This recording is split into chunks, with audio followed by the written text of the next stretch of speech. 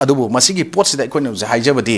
यामना anti national ओइबा anti democratic ओइबा नत्रगा अनकॉन्स्टिट्यूशनल ओइबा सिंग पानिश तौदना अदुम लैबा तारगदी एस दिस लाको तारगदी हौजिकसी यामना करी हाइब तारे अखोइना मोइगी लैरिबा सरकार पारक पुसिंगी मखोइगी पोजीशन से याम लुबा पोट अमा हौजिक लैतबा नते सरकार से क्याम कुइना क्याम सांग चकदुनो सु प्रिडिक्ट तौब ngam नते मणिपुर गी पोट से अखोइ बुक्से खुजे सेनदर अदुना मसिदी मखादा अखोइ मई से फजना यांखलगा खांग मथक्ता इसिंग खरा हापगा फम लैङाइदा आम इंगिङाइददि सुम खांग ngami lumbu lumbu sagal e khang ngami khagak sagal e khang ngami ma decision tawga sum la aganda asagi sorokpa matam dadi madugi potu songtok pasu yada dum sibu film da leibagi pota leibai chu yai haiba pot se akoina masining chang basumi aduna akoina tasengna leibak miyang gi mihut oriba singchina makhoina tawriba thabak thorom sing da karai fawda akoina mateng pangchen ba yai makhoina logada moral responsibility da kaino rule of procedure and conduct of business of manipur legislative assembly da kari yauri procedure sing je kalaga satpa yade habdu ngasi wawda kalaga songan songan lakpa pot singchina kari kari kahela e adudi pura koina sakam toroba koi pot se pura masi se leiraba pot amakak ni koi community kharati haiba pot se koina manung se koi mite mite community yauri bane haiba se ngasi di ningsing bu thu e ngasi di ningsing bu thu e maram di kaino hai kan koina supaina thangnai koina yam toina haina ba politics is not a dirty game but politician plays it dirtily haiba se krai de lakno hai kan da koina saying court amakak te koina amazu thengnai kamaina politics is only the profession where you can lie cheat and steal and still be respected have a pose masigi ideologies that later ganda na khoina tawba aranba karan tawba minamba aduga ta sengna huran jini tawba mayam ama later ga so still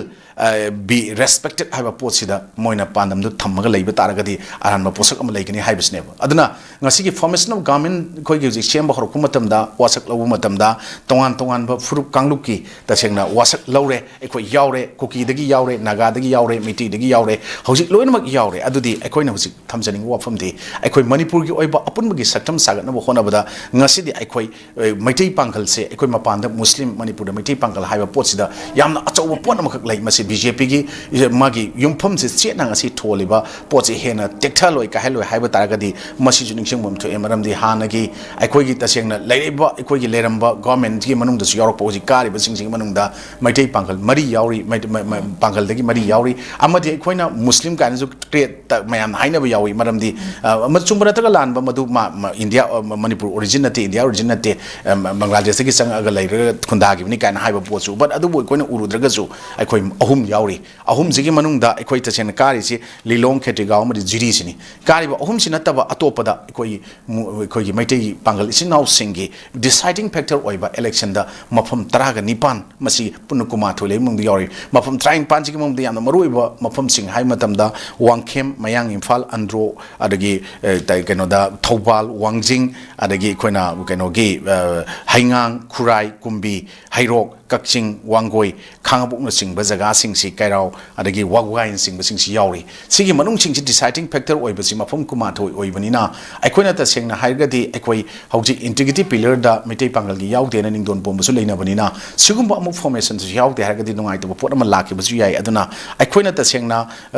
restore peace development and a mutual coexistence leina ba gi damak ta koi mitai pangal marak ta gi su ama khan ba mathau tai experience lai bai ba Hana cabinet सु पाइबिरमबा कोई लिरोंगे कोई अब्दुल नसीर से कोई मसीगी मरक्ता happy बचुम Bryan खाली मामु नत्रगसु कोई जिरी दु ओइगेरा नत्र खेटिगाव ओइगेरा हाप तारगसु आइना नसीर द प्रेफरेंस पीबगे मरम दि कैनो the JDU the lone MLA ओइना लेहौबसे ngasi khanga ma matum dani haibadu da magi firep magi kaino du yamna chummi aruga hana cabinet da experience like report amani na koina thamjawi wafam ne sigi posi karigumba tawdaba taragadi mathang lakada election singda karigumba masi loina mak humga chatkani natraga chat kharkani haibu wafam di natna maitai pangal leriba kangu singsina aikoi gi oiba pot khoi gi kuki gi hape naga gi hape maitai gi hape adu maitai pangal gi oi pot aikoi gi hapi rikta taragadi against bjp da aikoi loina hawgalaga leraga laikani haiba gi pot saklak taragadi bjp gi orjo afaba pot ama oiroi dawunina bjp gi na pot afaba pandam sing thammi tawri haiba pot sing do bjp gi pot ekoina support to wafam tan makhoi gi da madugi potuma daka laibra aduna propaganda fake news sandokom yam rakta sunga sidi yam awaba oiba masakta ekoina propaganda fake news adage akoina tasengna akoi confirm oiba news karambano haibasi paper da ngasi akoina paaba phangdoi pot lakpase akoina toriba thabak thorom natraga yalaiba porom singsida faring tring yatpa man mayam yawbasne akoi ngasi phangdabase akoi shumba government sema kumatam da su akoi gi PR thupsin graba matung akoi gi tasengna haragadi hojik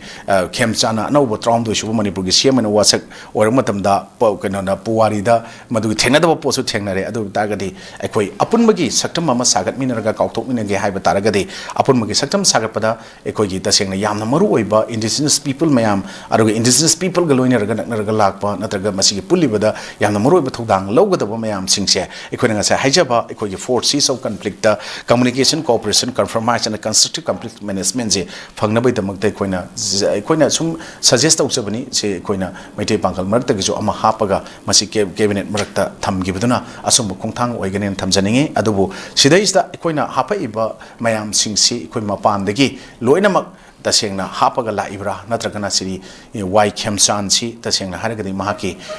tongana mahonda pithokpa kharada shakti kharada mahaki su ma cabinet colleague council khanjabagi pot leigadoribra haiba so wang sing lai aduna sigi pot sing jai koina satrangi po thangma matamda satrangi khongnaubi amana su adum sena onba yai aru ningthau siragadi loiba potnina masigi ningthau kannaba honabada khongnaubi mayam sigi importance magi leiba satrangi atopa hi khangde chagon khangde samu khangde leiriba mayam sing sigi su yamna maru eba role responsibility loi leinaga su masa masa sing sigi thodang su mayam am lei haibase masi lengak sang pudimangna madu yengba chumi aduna ekoi swaida ngasidi ekoi manipur da leiriba pot mayam singse hojik tasengna koki ne na leramba kangu sing adu koki gi umbrella tupte yadana tupani ar makhoi gi marakta makhoi out of the 10 da ekoi tasengna makhoi manga di tangkhai amadi government sembada yawninga bani haina ekoi ngasidina tha mani mumang da lawgiba lawduna lakiba poto ngarang nahan gi delhi gi mefam da aduga tasengna haragadi makhoi out of 7 BJP MLA kuki MLA manga participate to lakiba amana lesmang hawkimna marakta thoki haiba pot lai arubu makhoi yahoriba manga dun lakhrabani ekoi na haiba 50% di makhoi su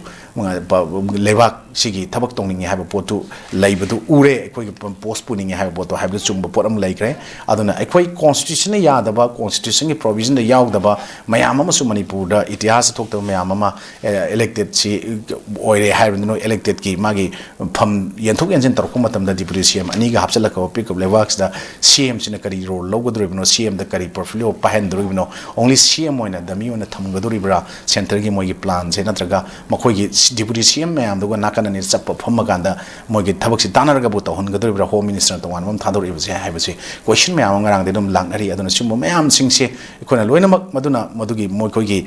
policy planning gi manung channa moikoi party gi agenda on thamgarga chu praja ikoina at this very critical juncture ikoi hujikti rebuilding the state required now required inclusive ability, transparent accountability and resolve commitment for a constitutional government haiba posida thajaba thami aduna ekoi tasengna hojik ekoi gi sangthok changchin ekoi gi buffer zone kai ka mayam haibase masigi potsi karam kana kokadage haiba matamda elected oibiriba koki gi maikhum ko palairo kangu singsna imphal da laaga wasak lobo ngamgadra ngamoidra na haina potang ngangidro pot amanga si lakiba potuni aduna ekoi na tasengna ngasi semkriba government sisu tasengna mokoi BJP khatang makhoi gi manungda plan policy gi matungina pisuraga semba nate ekoi kokomina natraga manipur gi miyamna 2023 gi July kuma pandagi hauna against narco terrorist sakhiba relay 2024 gi June 28 ta no separate administration hena sakhiba relay 2025 ta May ahumda ekoi gi chai ani fa bagi sakhiba ma mega relay aduga 2026 gi 31st January da manipur kanba khongchat hena kokomina sakhiba potu da resettlement gi aduga accountability fix tawnaba responsibility fix tawnaba central government and state government gi da tawkiba poto madugi potu da masigi mating pangaga maduna so mating am oraga government sembanga malen khali adan lawkiba warep nipan gi manung da hojik yam luri base any cookie tribe have a pot se masisu abrogate tawgadam na wafam yawdo yahoningi haibase ngasigi lengak sasan da yawbiri singchina even nimsa kibjen na maruena deputy CM ora abanina madugi pot ngasi lepkhatla kanda ekoi madugi singdar bu khudimak thengnarani haina deputy CM lawrabanina government formation do makoina hana pamamba Koki Kanguna Pamamba, narco terrorist Kanguna Pamamba, so called drug mafia cartel and Pamamba, and Biren Singh Yaudava, Cabinet Colleague Council, Yaudava, Gamanam Oidavanina, who's any cookie tribe say, Nagoyonda, 2003, the movie in Setoksalaki Potse, Lokona Honamiba, Port Kalamiba Port, Mazugi Mayam, Singsi Amuk Makatana, some Dauraga, Masida peaceful, Oibadi Masipos, Loktokraga, illegal immigrants, Aruga, Tashan Hagati, so called narco terrorists, sponsored over Mayam, Amana, drug mafia cartel, Oliver Mayam, Sing Masi Loktoga, deport detective Toga, Tadoki Matam, the Oigani Habasi, Makatana, Samtaraga, Su the Lady Kangu Sing, Sabsana, Madu Loktona Honaba, Aruga Tasena, any cookie Loktono Honaba, Madugi Potuna, Asumo Kontang, Oigani, Masi Honabada, Masim Nakan Kudimaktegi, Kufuru Kudimaktegi, Kakat Eba, Manipur Legislative Assembly, that Masimiam, lawfully elected or Mayam Singsi, Magi, Taudia, Romatodang, the first and foremost duty of an elected representative to protect the dignity of the House, to protect life and property of common people, Nihibasi, called the Tawak Sangi and Ishman Amrong, Royvenus Mind Tamsiki. Hoi, Tagatri Ozana, Equing a Sigi, Yam Namaru, Mamal Yam Lava, Yahaning, but Namakti Fondo Pire,